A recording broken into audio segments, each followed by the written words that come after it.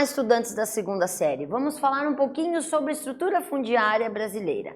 Nesse quesito, meu nome é professora Joyce e vamos dimensionar alguns elementos básicos, partindo do pressuposto do nosso objetivo na aula, que é analisar a função social e a sistematização dos movimentos em prol de uma reestruturação agrária, dita reforma agrária. Nesse quesito, você deve estar se perguntando, mas afinal de contas, o que é estrutura agrária? E mais, e essa tal reforma agrária? A que se refere? Para que a gente entenda bem essa sistemática, esses dois elementos, temos que identificar como é que aconteceram essa estrutura fundiária. E primeiro entender o que é estrutura fundiária. A estrutura fundiária remete literalmente à distribuição de terras, à organização de como se distribui as terras. E essas estruturações, elas devem ser entendidas como tanto no ambiente rural como no ambiente urbano, que gradativamente vai se expandindo. Esta utilização, essa sistematização, essa venda, essa compra, essa dinâmica de todo esse setor, ela reside na análise da chamada estrutura fundiária. Essa estrutura fundiária, ela não se solidificou como está hoje, do dia para a noite. Ela foi se organizando e a gente tem que fazer uma leitura desde o período das capitanias hereditárias, quando os terrenos foram doados e esses terrenos dentro das capitanias hereditárias foram sendo ocupados através da lei de Sesmarias, onde literalmente o donatário recebia essa capitania e tinha que fazer ela uma área produtiva. Esta área, obviamente, tinha uma responsabilidade de estabelecimento do domínio português e tinha também o domínio de literalmente fazer lucrar aquele ambiente para a área portuguesa. Com o passar do tempo, nós tivemos uma retirada desse domínio português e uma implementação de uma política de compra de terras, que vai ficar clara a partir de 1850, com a chamada Lei de Uso da Terra. Nesta lei, isso identifica que toda terra brasileira deve ter sua taxação em cima de preços. E essa elevação e essa quantificação do preço deixou muitas vezes a impossibilidade de sua compra muito mais visual. Então, quem não tinha e gostaria de comprar, muitas vezes era impedido pelos altos valores que essas terras eram oferecidas. E aí começa a aparecer aquela pessoa que, usando da extensão territorial brasileira, começou a forjar documentos para estabelecer a possibilidade de dizer que o terreno era dele. Dessa forma, ele faz um movimento bem parecido a um grilo que fica saltitando em busca da melhor oportunidade. E essa busca, esse saltar, começa a remeter à utilização do nome grilagem. Então, grilagem, ela vai refletir literalmente a esse tipo de pessoa que usa da pouca estruturação de informação de alguns terrenos, formatando documentos falsos, alegando que determinado terreno pertence a ele. Dentro disso, dentro dessa situação de estatização, em 1964 nós vamos ter uma regulamentação um pouco mais sólida dessa legislação de direitos e deveres dentro do uso da terra, e dentro dessa organização estabelece também a primazia e a qualificação da propriedade enquanto papel social, enquanto um papel de produção, sim, mas sem esquecer toda a estrutura que comporta. Ou seja, nesta lei se regulamenta determinados padrões básicos de produtividade, também se organiza áreas que podem, áreas que não podem ser utilizadas para a preservação de recursos naturais, também temos a observação das pessoas que trabalham no quesito cumprimento de leis trabalhistas, para que eles sejam amparados e sejam trabalhadores comuns, só que sejam apenas trabalhadores rurais. Nessa perspectiva, eu quero que vocês pensem um pouquinho, quero que vocês analisem como o processo de concentração fundiária caminha junto à industrialização da agropecuária com predomínio de capitais. Cite 3 situações que possam evidenciar o domínio dos capitais no setor agrícola. Pense um pouquinho quais elementos a gente pode puxar que mostram a importância desse setor dentro da organização atual brasileira. Voltamos já já.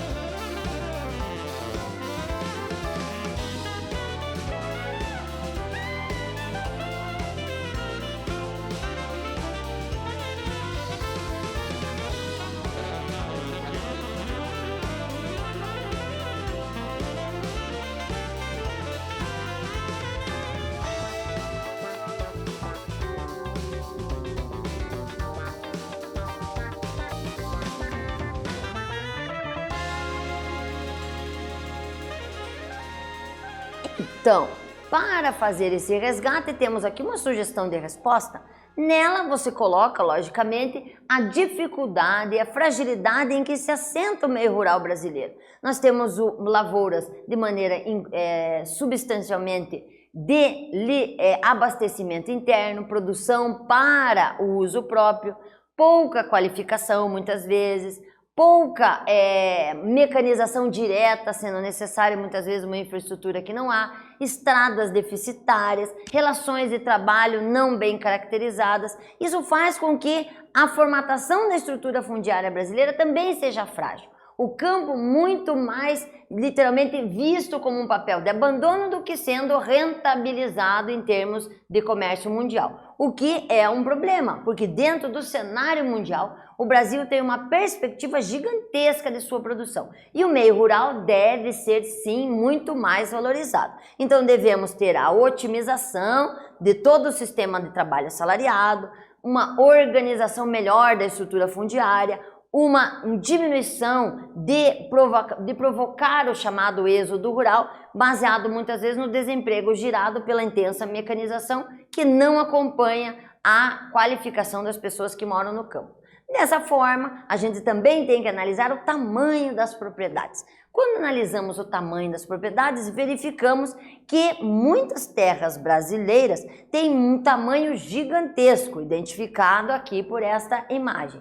E este tamanho gigantesco, nos mais variados pontos no Brasil, qualifica, dimensiona e caracteriza um tipo de produto específico, um tipo de vida específica, aproveitando o que a natureza oferece. Nessa perspectiva, é interessante que a gente quantifique ou até qualifique a formatação desse tamanho de propriedade. A menor propriedade utilizada em termos de formatação é o chamado módulo fiscal. O módulo fiscal, ele delimita quase o tamanho de um lote e ele vai identificar alguns elementos básicos, como fertilidade, clima, tipo de produto a ser cultivado, lógico, estabelecendo as necessidades básicas ligadas à tecnologia e mão de obra. Este módulo fiscal, então, deveria ser amplamente aceito, deveria ser amplamente acolhido em termos de governança para que se estabeleça também uma rentabilidade interessante. Nesse módulo rural, podemos ter áreas que não são tão produtivas, e aí nós vamos chamar de minifúndio. Nesse quesito minifúndio, nós vamos ter, então, uma área pequena, sem produção. E dentro dessa área não produzida, ela é vista também de maneira a não atender os critérios econômicos vigentes. Já quando temos uma grande área e uma parte dela, grande dela, não é utilizada, nós vamos identificar como latifúndio. Nessa classificação, observem essa imagem, nós observamos aqui algumas regiões brasileiras e das regiões brasileiras identificamos a ocorrência de latifúndios em sua distribuição. Esta ocorrência dessas áreas improdutivas é aquela que mais estabelece a criticidade e a necessidade de olharmos para o Brasil e pensarmos uma reforma agrária. Analisarmos como foi feita essa estrutura fundiária, como é que as pessoas tiveram acesso a esse mercado imobiliário da compra de terrenos e fazer com que haja talvez um redimensionamento. Agora, como fazer esse redimensionamento é que é o problema. Por quê? Porque nós temos que observar a legislação e dentro dessa legislação temos toda uma caracterização fixa e sólida, constitucionalmente falando, e que simplesmente não dá para mudar do dia para a noite. E além disso, ainda tem uma grande quantidade de latifundiários com muito poder e que estabelecem várias dificuldades, várias barreiras para serem ultrapassadas no quesito venda e compra de áreas territoriais. Assim, vamos pensar mais um pouquinho de maneira a estabelecer o seguinte: quais seriam os elementos no Brasil que são plenamente passíveis de não realizar a reforma agrária no país? Ou seja, quais são os fatores que impedem a construção da reforma agrária? Sem esquecer que a reforma agrária é alvo de muitas polêmicas. Puxem esses elementos, pensem um pouquinho. Quais são as polêmicas e o que inviabiliza esta divisão democrática de terras no Brasil? Volto rapidinho.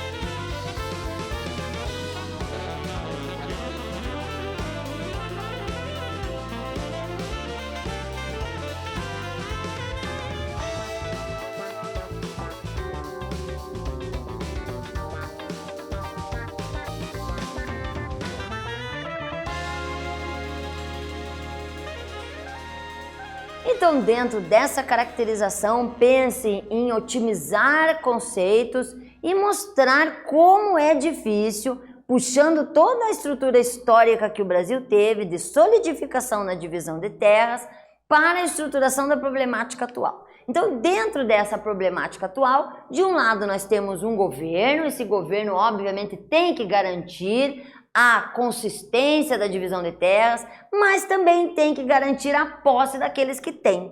Então eles ficam numa situação de muitas situações que inferem nos que já estão e nos querem ir. Também temos a situação da manutenção das terras, que muitas vezes fazem de maneira a ter a concessão de grande quantidade de empréstimos, tanto para a cultura efetivamente, como para a compra de maquinário, para literalmente fazer com que haja a reestruturação e a execução das áreas em questão. Isso tudo faz com que a gente pense que não existe só um caminho a ser seguido, e sim uma análise do todo e uma verificação do que pode e o que não pode, quem é atingido, quem será beneficiado, quem ganha e quem sai perdendo. E talvez fazer uma balança em termos de estrutura fundiária brasileira. Mas isso ainda tem muito pano para manga, muita controvérsia a ser discutida. Sem falar no próximo item a ser resgatado, que é a valorização monetária da terra. Nesse quesito, obviamente, sempre que se fala em terra, ela sempre representa um bem extremamente valoroso. E esse bem extremamente valoroso, ele não é visual muitas vezes, mas ele é sólido. Em termos de rentabilidade, talvez seja um dos mecanismos que menos se perde dinheiro. Dentro dessa caracterização, obviamente, tem uma qualificação. Dentro das terras, obviamente, terras em áreas com grande fertilidade têm mais valor agregado. Áreas com baixo solo em termos de fertilidade vão ter um baixo valor agregado. Dessa forma, a utilização da mecanização, insumos que melhorem a fertilidade do solo, localização, proximidade de centros urbanos, proximidade com áreas de fluxo, sejam elas rodovias, hidrovias ou ferrovias, fazem com que haja literalmente uma visualização do sistema monetário ligado à terra. E, obviamente, faz com que a gente tenha uma situação muito dependente dos agricultores em relação ao chamado agronegócio. Logicamente, os agricultores melhor posicionados, em melhor qualificação, melhor estruturação de sua terra, vão ter uma melhor rentabilidade, obviamente. E, por consequência, vão ter terras mais valorizadas também. Aqui, nesta imagem, vocês evidenciam como seria o ideal. Nós teríamos, então, uma área extremamente qualificada. Veja que na imagem dá para ver que não estamos no piso bruto, estamos numa área com estufa, ou seja, aclimatação, a colocação da cultura em ambiente bem propício, e além da cultura em local propício, extremamente cuidadinho, ainda temos a pessoa com acesso à internet para verificação das condições climáticas atuais, o tipo de cultura, época que planta, qual tipo de semente, ou seja, uma qualificação muito maior, fazendo com que ao final do processo tenha uma rentabilidade muito melhor. Dessa forma, temos que entender que muitos fatores influenciam essa qualificação e essa qualidade do valor da terra. Nós vamos ter, por exemplo, que pensar nos quesitos política e economia local, que também interferem na distribuição e no valor agregado que se reflete ao produto, a economia local, como é aceito aquele terreno, como é que ele é manejado, quais produtos são cultivados, quais elementos mais importantes, além, obviamente, de fazer uma análise muito real da fertilidade do solo. Já temos um país que ganha muito com commodity, já temos um país que rentabiliza muito com o seu setor agropecuário. Imagine se fosse um terreno que houvesse literalmente uma análise qualificatória de pessoas ligadas à área, estabelecendo os melhores produtos, as melhores maneiras de trabalhar esse solo. A rentabilidade seria muito maior. Sem falar, obviamente, do ponto de vista logístico. Como já mencionado, lugares próximos ou distantes de áreas com o setor de ferrovia, hidrovia ou rodovia. sem dimensionar e sem tirar o mérito, obviamente, de terrenos mais fáceis de serem organizados ou menos fáceis de serem organizados. E aí a questão topográfica, ou seja, terrenos mais planos, muito mais fáceis de serem manejados. Mas terrenos acidentados também podem ser utilizados. É só uma questão de qualificação e organização logística que se faz junto com um rol de profissionais que deve dar a estrutura e suporte a essas pessoas.